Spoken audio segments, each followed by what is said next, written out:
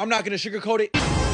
And planet Earth are because Viltrumite Von Thrag, the motherfucker with the hairline only a Viltrumite chop could make, has stolen home court advantage. And in the wise words of Denzel, I run shit here. You just live here. because he's looking to plant his seed all over the country, all over the world. And there ain't a damn thing Mark can do about it. Because that's got to be one of the nastiest cliffhanger endings to end a season that I've seen in a really long time. And while that episode might not have had a lot of punches thrown, the action was in the dialogue. But hella shit happened this episode. Mark finally reuniting with Eve, the Viltrumites invading Earth, and one of the nastiest heel turns we're about to witness in Invincible history. But I'm going to be recapping the episode with spoilers. So this is your spoiler warning. You have been warned. Either way, me and you know what we got to talk about it. Let's get straight to it. No Vaseline. So it's coming off of last week where Thetis, Mark, and Nolan blew up planet Viltrum, which was actually animated so beautifully it almost made you shed a tear. We catch up with the aftermath of the bloodbath that Thrag single-handedly enacted. I thought that was the 2017 Warriors. Yeah, psych, that was the 2016 Warriors, and Thrag was Braun. But Thrag had an epiphany when he was about to gouge Mark's eyes out. And what's Thrag's brilliant master plan? He looked at Mark and said, oh, human DNA is compatible with Viltrumite DNA? We're about to go crazy on Earth. But he also stole home court advantage, as we get this beautiful heart-stopping sequence when Thrag and the rest of the Viltrum Empire infiltrate Earth, causing natural disasters and chaos. But wait, it's a pump fake, as we see Mark snap out of a trance. That boy is so traumatized from Thrag's ass beating, he's hallucinating the end of the world. And honestly, I can't even be mad at him. But then we get into what makes this show great, and it's the emotional stakes. Because this entire episode was really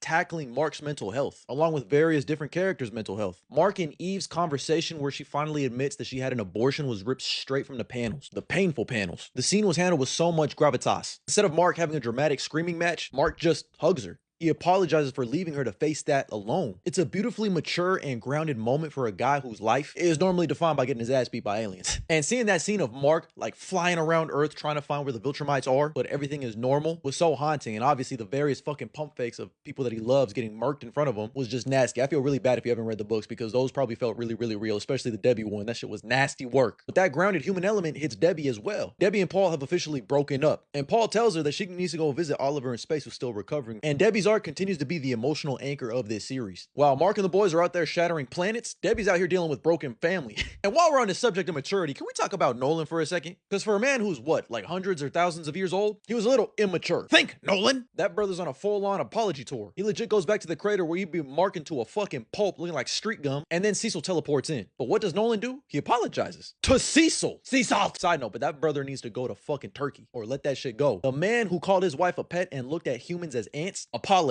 Let that sink in. But of course, Cecil being Cecil says, that's a cool story, bro. Get off my fucking planet. You gotta respect Cecil though, man. That brother ain't got no powers besides audacity. But on to some lighter moments, Alan accidentally became important at work.